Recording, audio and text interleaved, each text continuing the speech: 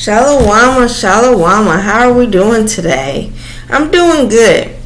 I'm working on my grammar, language arts, writing curriculum. I'm trying to plug in to figure out how to do them. It's been different ways that I've been looking at to go to see how I want to do stuff every year. I still break it down. I still have two older ones that I can go back on, but I still like to see if what's out there or what's in my brain to figure out another curriculum for them every year. My second oldest one, I did the same thing to her. I don't know why, but I do so just because of it could be different thoughts or with a different child or with their learning styles. It could be differently. So I try to figure out how to incorporate them into my curriculum because who is the curriculum for? Them. So you have to have that child in mind always before you even start the curriculum because you're gearing towards this curriculum around this child, or you're getting products or a curriculum for this child. So you have to have this child in mind, and then you have to go back to your motion statement to make you feel like, okay, I got this. I got this. I got this today. I got this tomorrow. All because of that inspirational statement. So you still have to go back to that. And why are you doing homeschooling for your children? What are you getting out of it? What do you want them to get out of it? And you have to go back to those thoughts. And then you have to have your budget in mind. Then you have to have what learning skills or how they learn in mind when you create or get all this together.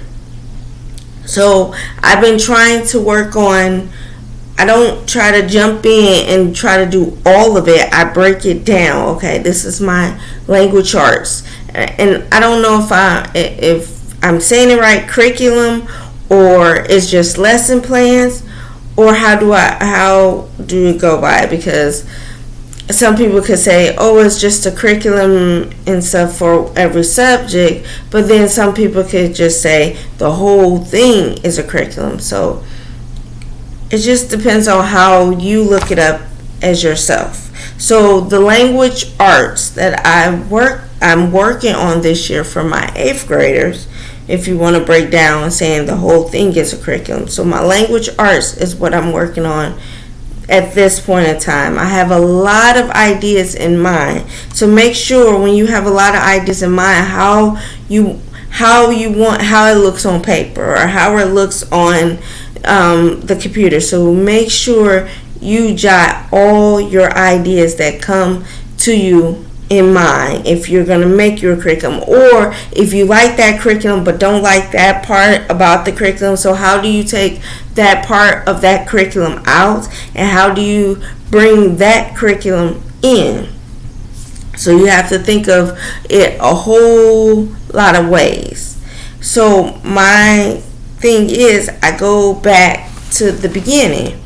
Every year I map this out. I look up what is language arts. Okay, so it's a study of grammar, writing, spelling, public speaking. Okay, then I look up what is grammar, and grammar is a structure of the language, trying to get it together. And then what is writing or composition? Is the nature of something mixed up or made up of something. Okay, so then I go into it, just what we were talking about. Curriculum is subjects of different studies in your class. Okay, so because that's how I look at it. Okay, different studies. So is it different studies of writing, different studies of grammar, different studies of reading? So So is that, or is it? So it goes both ways for me, where I take all of it and make it a curriculum. So how you see it. All right, so lesson is the amount of teaching at a time. What you're going to teach about that day, or what you're going to teach about that period, because a period could be a week, a month. You know this because you're the teacher. The Most High knows this because He's leading you to this. So the lecture is writing words. Is basically writing words or creating creative writing. It's a superior. So you have to look at all this stuff and then find some good literature when you looking up or thinking about your lesson plans for your writing, because you know you have to have some good books. So you have to have some good literature books. Okay, so that's why I looked up literature. And then maybe look up good literature books, or look up books. Maybe they can give you information about something. Just go with it out, all your thoughts and stuff. So so I'll have it in the description in the box, and showing you what kind of lesson plans or what kind of books, good literature books for every grade level. So then I look at it, I'm like, okay, so what are we going to talk about? What kind of books we're going to talk about this year? So that goes into my thought. All right, so then that could go into you finding a curriculum, or what kind of curriculum, or if you're just going to find books to go on it and stuff. So, and then you think about a novel. Okay, so that helps with a writing as well, so you can put that into it. So, and then you look up what's writing. Okay, writing is an active or skill making words on a paper or a text. So when you get done with all that, you like, okay, now where do I go from this? Because this is a lot of just notes to help me figure out about a curriculum, or help me figure out about my lesson plans. So you take all that knowledge and that understanding, and like you mix it up in a bowl, like you're mixing a good meal and stuff. So to see what you want to teach them, and then you got to get that. So what do I really want to teach them? What do I want them to learn this year for language, for or you could break it down: reading, writing, and spelling. What do I want them to learn this year? Okay, if they're little kids, maybe the letters, maybe the sounds with the letters. So you take that, okay. Maybe you want them to make a better structured paper. So you take that and put that in mind and find research on that, okay. So how would I get them to research on that? So you look that up and figure that out. So it's a lot of ways that you can take your curriculum or finding curriculums, because I had books that would be a part of my curriculum, just lesson plan. So I take one book and I look on what literature books, and I find them, and I'm like, okay, well this could be, and then I can look in there and like, okay, we're doing chapter 1, so what am I trying to get out of chapter 1? Okay, so am I going to take this through all my subjects, or am I going to take this just through one subject? We're just going to read the book and answer questions. Or am I going to take it through my whole language arts? Okay, because you can read the book, you can ask them questions, have them write a report, or you can have them write to their favorite writer, a favorite character in the book. I'm sorry. Or you can write to the writer, or write to all the characters. I mean, it just depends on what you want to do and how far you want to take this book through your journey. And you can look it up and find, okay, so they talk about newspapers and stuff, so maybe you can look for newspapers and help you out. And that could be part of reading, part of history, however you want it. And then maybe you can ask them about a lot of questions about the book, and maybe it could take you back into history and time. So who was in my family, if this, I think this was 1965. So ask them, okay, so what family member is in that time frame? And ask them, well, was it like this in this book? Was it like this? Or maybe it was, maybe it wasn't. Maybe it was just in that state and stuff. Like my daughter, my oldest daughter, I suggested the book and she went through the collection.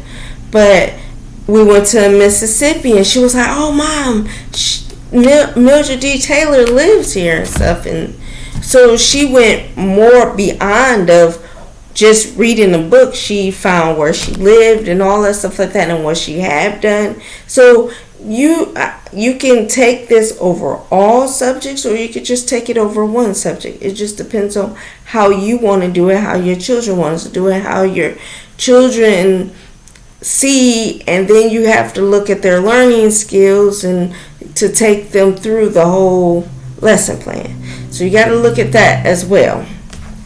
So just remember, where are you trying to go with this? And then you can find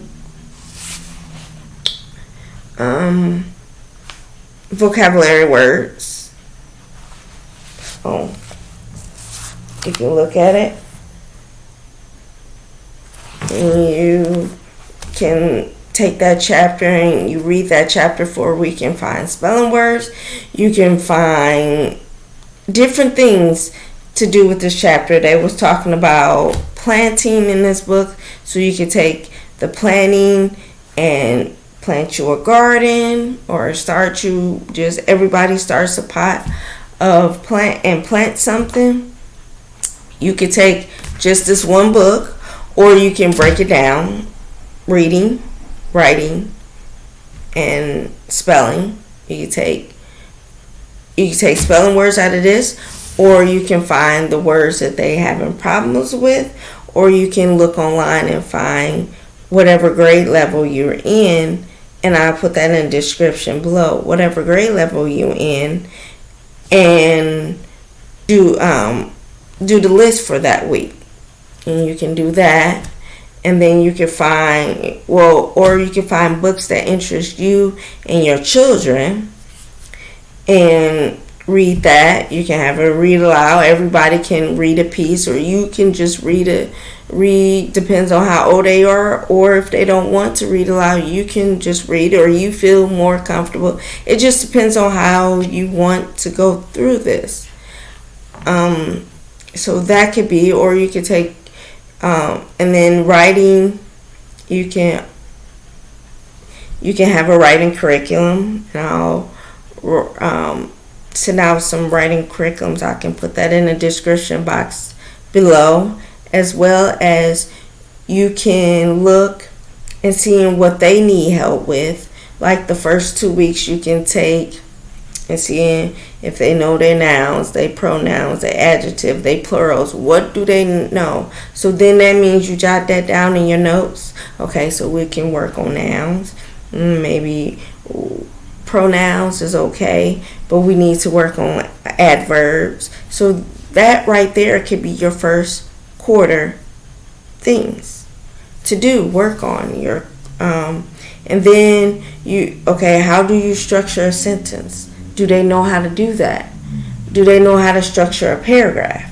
Do they know how to open up the paragraph? Do they know how to end the paragraph? Do they know how to in their conclusion, their last paragraph, do they know the steps of the paragraph? And that could be all your writing right there. That's writing without a curriculum. You could just take it and see what they know and make it your lesson plan. Okay, so they need to work on how to structure a paragraph. Okay, so that could be how to end the conclusion, how to bring it all together. Okay, so you research and find that and stuff, because that's still, that first week is still called school, because they're learning, you're learning to learn them, to help you know them, so you can do your work, so you can do your work study. And if you don't want to do all that or be all that involved, I'll link some things below, because some people just starting, and so it depends on you.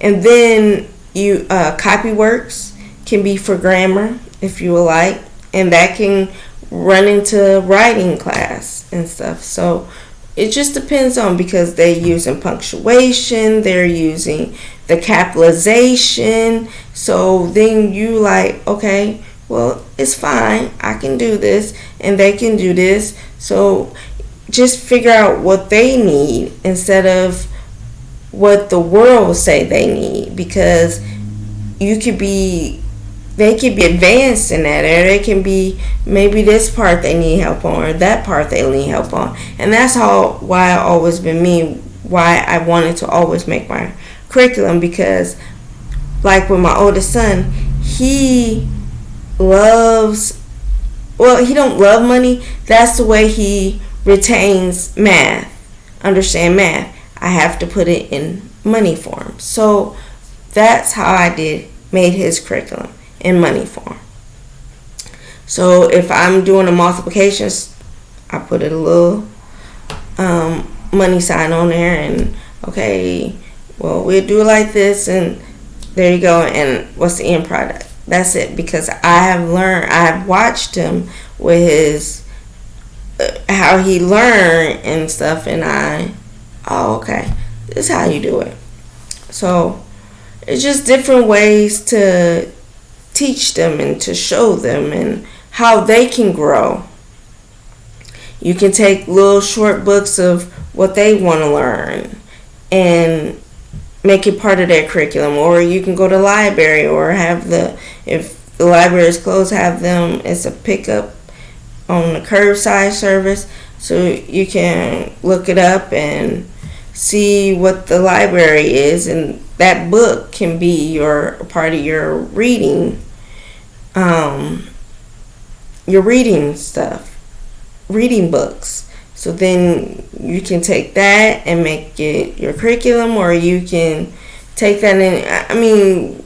It's many of ways to do your own curriculum. It's many of ways to find different curriculums out there, or different lesson plans, or different workbooks, I should say. Make your own workbook. It's different ways to find them, so you got to figure it out. So where am I trying to go with my family? And you got to remember your motivation speech. Make sure it's in your binder. And you got to remember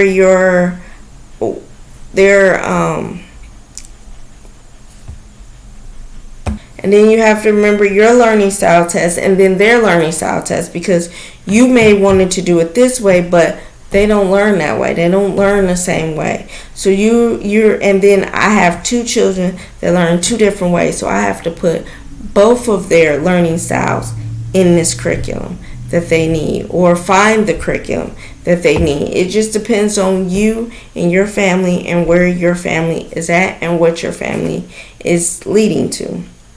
So just remember, it's a lot of options involved. I'll put some workbooks underneath, and I'll put some websites maybe to help you find how to be comfortable making your own curriculum, or just don't even have a curriculum, just going by what they need to learn. You don't have to have a curriculum. The curriculum, you have to remember your child in mind when whatever you're doing, if you're doing it for school or what. And I don't even, dealing with homeschool this long, I don't even say what grade level they in, because they could be on 10th grade level of writing and 5th grade level of something else and 8th grade level or something else. I mean, they could be all over the map. Only people that need to know that is just you and them. That's it. Just learning how to help them. You don't have to have a curriculum. I just put my child in mind, what they need to learn, how they need to learn it, and go from there. But if that's what you want, if that's what you prefer to help out, so, and if it's your first year or your second year, maybe, some people do need a little pick-me-up in some places, and that's quite all right, because I did, and sometimes I still do. I still have workbooks on my desktop from my older two, but I don't use them, but I read them every night. Oh, okay, I remember now. Brush yourself up on some kind of learning, and dealing with my own curriculum and making my own curriculum. That's what I do. Okay, I remember how to do that. Oh yeah, that's right. Yeah, oh yeah. Just go with what you know. Research what you don't know. Pray about what you need help in. And you can pray about if you're into that, because I pray to help me out with, just my lesson plans, my curriculum, how to do because I'm still trying to figure out how to work in their learning skills with their curriculum, but I have figured out a little bit, because I found sometimes you can bring in games, who, what's, where, junior. So remember that, and then you can bring in scramble, and then you can do electronically words for friends. They have words for friend board game, and they have words for friends electronically, so you can do spelling vocabulary with them with that. I mean, you can run with it. Writing, find something interesting. Maybe they want to talk about a frog or go explore a frog. Okay, so write a paper on it. Make a collage. Make a lab book on it. Just put whatever you want in the book. Just take a plain binder. If they want a printable, if they want something, make a PowerPoint, a poster, or something like that for the lab book, you can do that. You can just go run wild with it, but make it so they're learning and it interests with you, and make it as far as you want to go with it. That's what I have learned over the years, that when you do something dealing with children, is making it sure when you give them some kind of whatever it is assignment, make sure it's okay with you. Would it go far as your thoughts or how you feel about it? I remember when I first started homeschooling and childcare, I didn't want to get messy. I didn't want them to get messy, but that's what their favorite thing was to do, and that's what their dad's favorite thing was to do. So I had to get comfortable with that and stuff. So you just figure out how you want to do it, and gradually, like for instance, reading out loud, gradually step yourself into it. While you reading out loud, maybe they can do art, or every 5 minutes jump up and do jumping jacks. But you have to feel comfortable with that. That's the big thing. And I had to learn that as well. And make sure you learn and remember The world is your classroom, and not just sitting at a table or sitting at a desk. Use it wherever you are. I mean, it doesn't matter. I mean, you can be in, I remember we were in Chicago and we were doing our schooling. We were in Mississippi and we were doing schooling. So the world is your schooling.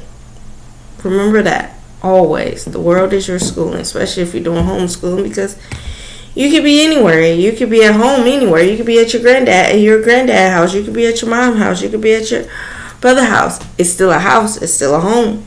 The world is your homeschool. So remember that. Make sure you comment, like, subscribe, and enjoy your day. Have a great day. Shalawama.